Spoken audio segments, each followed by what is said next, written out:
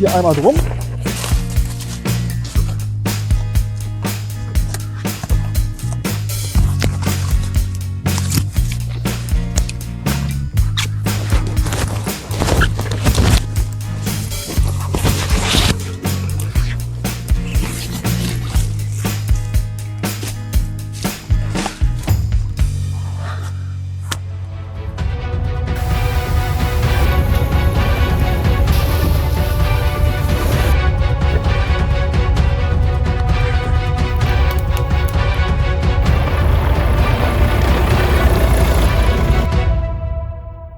Herzlich willkommen zurück zu Expedition Real Life. Heute bin ich mit dem Mira unterwegs, einer der ersten 20 Abonnenten des Kanals. Cool, dass es geklappt hat. Willkommen. Ja, geil. Danke. Leider hat heute der Kamerad, mit dem ich sonst drehe, der andere Part von Expedition Real Life, keine Zeit. Dementsprechend sind heute nur wir beide hier vertreten. Was sind denn so deine bisherigen Erfahrungen zum Thema Outdoor, Bushcraft, Survival? Also meine bisherigen Erfahrungen sind tatsächlich fast keine. Ich gehe gelegentlich gerne angeln, aber so was Outdoor Survival angeht, habe ich bisher noch gar nichts gemacht. Okay, gut, dann ist das jetzt hier sozusagen eine Premiere für dich. Ja. Okay, du hast vorhin gesagt, du bist Angler. Ich habe in Schweden zum Beispiel auch geangelt. Da braucht man ja keinen Angelschein. Ja. Da bin ich nur auf Raubfische gegangen und habe Hechte und Barsche gefangen. Was sind denn so deine Lieblingsfische? Hecht ist tatsächlich auch mein Lieblingsfisch, auf den ich gerne angel. Zander ist auch dabei mit der Spinnenrute dann. Okay. Und da auch schon mal Erfolg gehabt beim Zanderfang? Ja, natürlich. Da habe ich schon einige rausgezogen und auch anschließend selber geräuchert. Sehr cool. Das heißt, ein gewisses handwerkliches Geschick hast du. Das braucht man ja für Bushcraft. Ja, auf jeden Fall. Das ist sehr gut. Und selbst geräuchert, ich habe gehört, Zander soll richtig gut schmecken. Ich hatte leider bis jetzt noch nicht das Glück. Kann ich nur empfehlen bisher. Sehr cool. Zander. Merkt euch das, Zander, schöner Fisch. Zum Anschauen, aber auch zum Essen ein sehr leckerer Fisch. Ja, genau. Dann, was sind dann so deine Erwartungen und deine Wünsche für den heutigen Tag, für die Bushcraft Basics, bevor wir einen Overnighter machen? Ja. Wie gesagt, wie du hast ja schon gesagt, die absoluten Basics, was Ausrüstung angeht, die man dabei haben sollte. Der Umgang mit dem Messer und der Axt und eventuell halt auch ein bisschen Shelter bauen oder Tarps, Knoten setzen, sowas. Okay, das kriegen wir auf jeden Fall alles hin, das kann ich hier näher bringen. Dann habe ich aber allerdings jetzt noch hier eine Besonderheit. Und zwar, jeder, der das erste Mal mit uns rausgeht, bekommt von uns ein Messer geschenkt. Das ist bis jetzt Tradition, das führen wir einfach so weiter. In dem Fall ist das Mora Companion. Eins der besten Einsteigermesser für Bushcrafter oder für die, die draußen unterwegs sein wollen. Wenn euch das interessiert, könnt ihr euch sehr gerne dazu einmal ein Review machen. Wir haben das schon wirklich lange im Einsatz. So ein Messer jetzt nicht genau dieses, das ist verpickt neu. Genau, und das ist ein Geschenk von uns, von Expedition Real Life für dich. Dankeschön. Ich habe tatsächlich noch keins. Das ist sehr gut, dann hast du jetzt eins und das wird dich dann auch ab jetzt immer an uns erinnern. Ja, danke. Bitte. Dann würde ich sagen, wir schnappen uns das Messer und legen direkt los. Wir nehmen euch mit.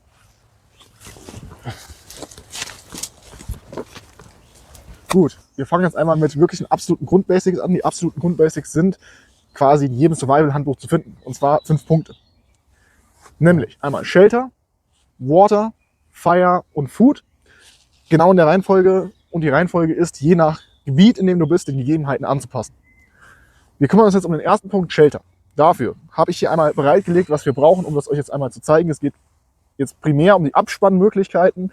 Natürlich kann man beispielsweise Heringe, die wir dabei haben, ersetzen und selbst schnitzen. Das werden wir dann auch, wenn wir mit dem Messer arbeiten, einmal machen.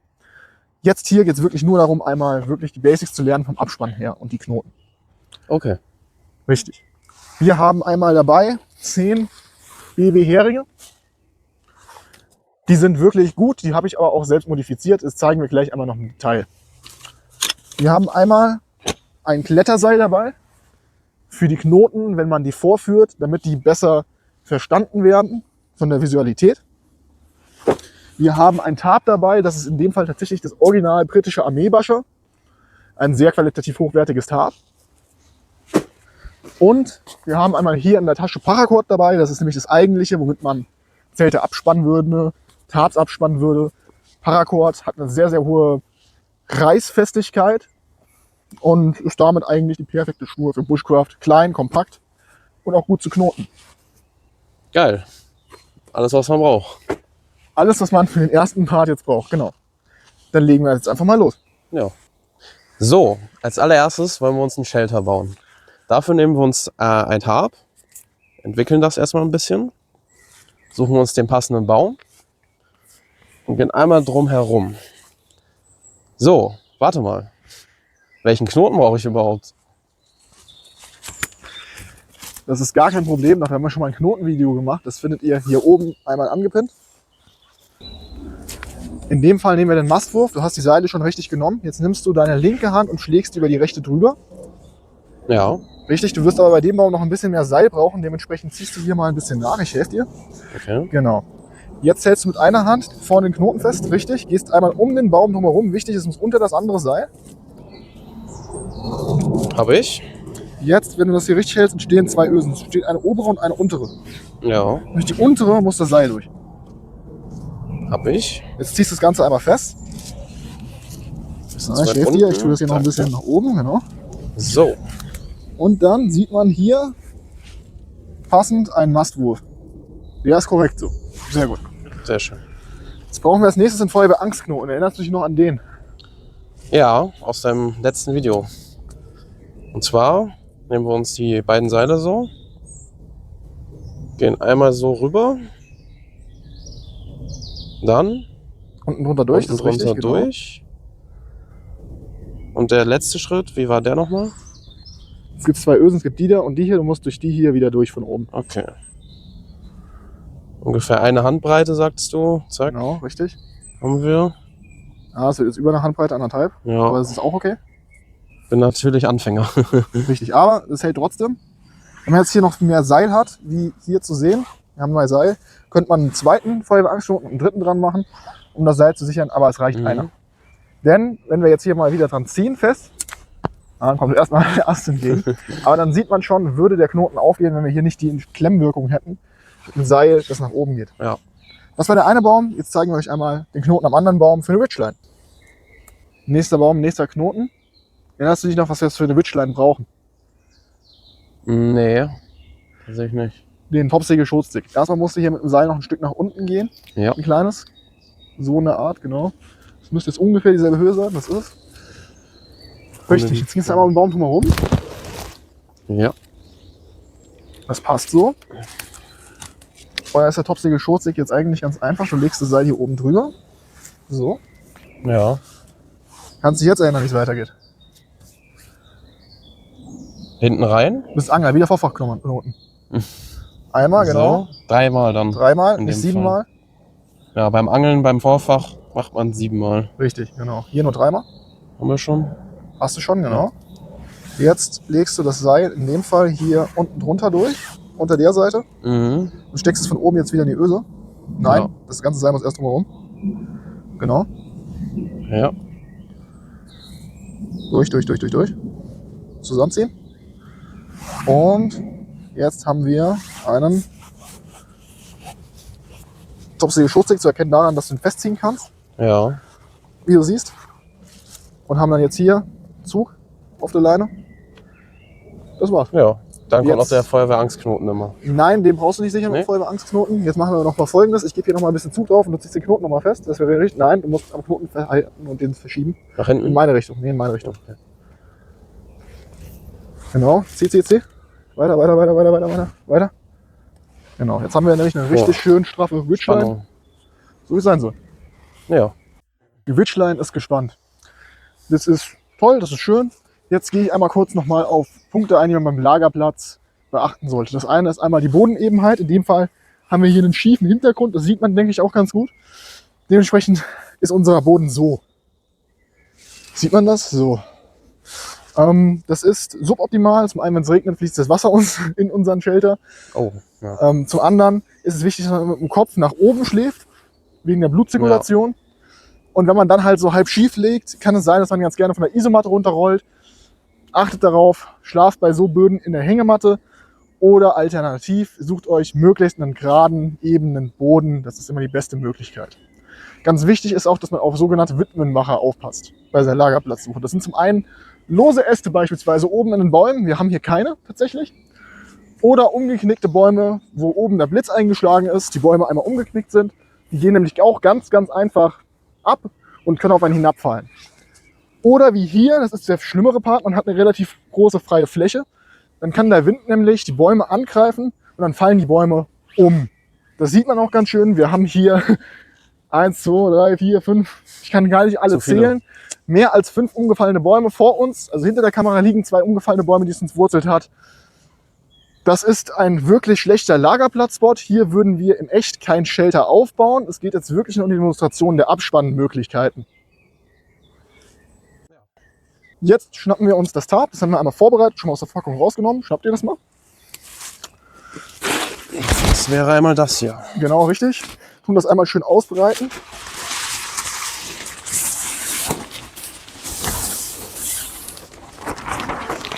Woran erkenne ich eigentlich ein gutes Tarp? Oh, das ist eine wirklich gute Frage. Also Leute, der allergrößte Test, den man auch bei Regenkleidung machen kann, ist einmal die Wind- und die Wasserdichtigkeit. Die findet man am besten raus, indem man sich das einmal nimmt, so. Und Okay. dann wirklich das auf Zug hat und einmal reinbläst. Mit dem Mund dicht dran und probierst durchzublasen. Mach das mal. Und geht das? Nee, überhaupt nicht. Überhaupt nicht, genau. Das ist schon mal der erste Punkt. Daran erkennst du, dass diese Tarp wirklich schöne Wasserdichtigkeit besitzt. Der andere wichtige Punkt ist, viele Tarps werden aus 2 Teilen gebaut. Dementsprechend hat man quasi die eine Hälfte des Tarps und die andere. Das ist auch hier in dem Fall so. Wenn wir das Tarp mal umdrehen, dann siehst du hier die Klebenaht. Siehst du Ja. die? Oder halt die Naht, die auch getaped wurde. Das ist wichtig. Wir können damit auch mal näher an die Kamera gehen, um euch das zu zeigen. Fühlt sich sehr robust an. Ja. Das ist einmal der wichtige Punkt, dass die Naht richtig getaped ist. Denn bei billigen Tarps, ich hatte beispielsweise mal eins von MFH, beziehungsweise von MFH oder Miltec, ich weiß es nicht mehr genau. Und das war absoluter Mist. Da war die Mittelnaht nicht richtig getaped, da ist das Wasser in der Mitte reingelaufen. Das braucht man nicht. Hier beispielsweise können wir das euch auch echt nochmal gut zeigen. Hier die Öse beispielsweise, die auch mit in der Naht ist, die ist wirklich top vertaped. Da kommt kein Wasser rein. Perfekt. Wir packen einmal das Tarp hier an der Naht Ja. und schlagen das hier einmal drum, so dass unsere Naht jetzt oben auf der Ridgeline liegt. Ja. Jetzt könnte man natürlich durchgehen, hier durch die Öse und könnte unsere Ridgeline durch die Ösen ziehen. Das wäre eine Möglichkeit. Das hätten wir aber vorher machen müssen. Ja. Jetzt geht's nicht mehr. Die andere Möglichkeit ist die, die wir jetzt auch nehmen. Du kannst dir mal die Heringe schnappen. Die schönen Bundeswehrheringe. Genau, eine Tasche kommt zu mir, eine bleibt bei dir. Jetzt ziehst du das Tarp noch ein Stück weiter vor. Genau so. Du sagtest, du hättest die modifiziert. Oh ja, das stimmt. Was Können wir aber auch mal hast du kurz da zeigen. gemacht? Schaut mal hier. Die originalen Bundesheringe haben diese Schlaufe nicht. Ich habe diese Schlaufe hinzugefügt, aus folgendem Grund. Wenn man die Heringe ganz in den Boden steckt, dann kriegt man die hier an diesem kleinen Haken wirklich nur noch ganz, ganz schwer raus. Deshalb habe ich einfach diese Schlaufen hinzugefügt und damit kann man die wieder gut rausziehen. Ja. Pro-Tipp, überlegt euch mal das, ob ihr das bei eurer Ausrüstung auch machen wollt, falls ihr diese Heringe habt. Jetzt ist natürlich die Frage, wie tun wir so einen Hering einsetzen? Naja, das ist ganz wichtig. Wir nehmen unser Seil und unsere Öse, die kommt hier ran und setzen einen Hering möglichst im 70-Grad-Winkel ein. Niemals gerade, sondern 70-Grad-Winkel zur Zugrichtung. Quasi so, wenn hier das Seil ist. Denn so hat man dann auch die Hebelwirkung, die quasi das Rausziehen des Herings verhindert. Andersrum könnte das Seil abrutschen. Genau, richtig.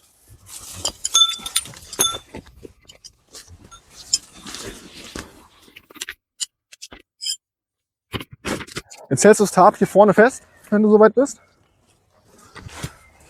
Hey, auf der anderen Seite. Genau, und hinten gehen wir so weit wie es geht auseinander. Du zuerst, genau, 70 Grad. So. Ja, genau, das ist gut. Oh. Tue ich hier einer bei mir den reinstecken. Haben wir die erste Seite da. Da kannst du vorne loslassen. Ja.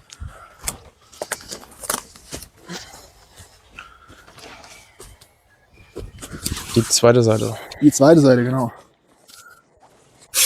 Durch die Schlaufe hier wieder durch. Wieder durch die Schlaufe, genau. Jetzt wichtig, jetzt ziehen wir nicht am Tarp. Das könnte das Tarp beanspruchen. Ja. Wir gehen oben auf die Ridgeline, drücken die Ridgeline runter. Auch wieder, so weit wie es geht, genau. Wieder zuerst. Warte mal. So. Ja, genau, 70 Grad. Was, eine Wurzel oder so? Das ist egal, das passt erstmal so. Jo. Das Und dann ist haben fest. wir einen A-Frame. Jetzt einmal für euch die zweite Variante. Den A-Frame kann man ganz einfach umbauen, wenn man gutes Wetter hat. Das zeigen wir jetzt einmal im Schnelldurchlauf. Für euch gibt es jetzt einen schönen Zeitraffer und dann hören wir uns wieder, wenn wir fertig sind.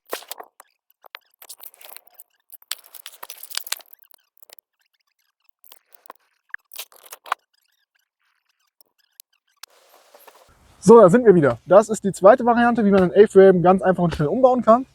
Hier muss man darauf achten, dass man gegebenenfalls noch eine dritte Stange einbaut, dass man hier so ein bisschen hochkommt und das Wasser ablaufen kann.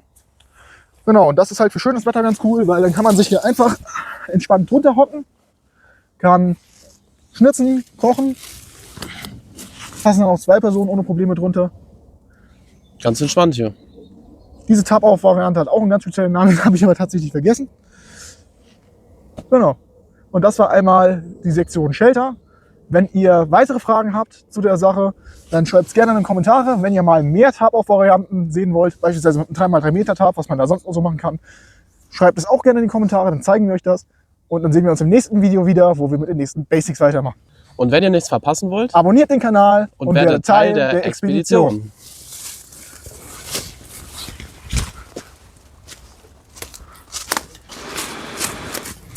Jo. So, jetzt machen wir kurz nochmal Abmoderation. Ja. Schaffst du das? Ja, wieso? Dass du sagst so, und wenn ihr nichts verpassen wollt, dann sage ich wieder, abonniert den Kanal und werdet Teil der Expedition zusammen. Fertig. Aber wieso jetzt schon? Ja, Ende erstes Video. Wir machen aus mehrere. Ja, das wird sonst zu lang. Genau. Schaffst du das? Okay, jetzt nochmal was sagen? Genau, ich klatsche wieder und dann sagst du, und wenn ihr nichts verpassen wollt, dann sage ich, abonniert den Kanal und dann zusammen werdet Teil der Expedition und werdet Teil der Expedition. Ja. Und dann stehen wir auf und laufen wieder an der Kamera vorbei. Fertig. Ja. Alles klar. Ready? Ja. Dafür nehmen wir uns ein Tab, entwickeln das erstmal ein bisschen.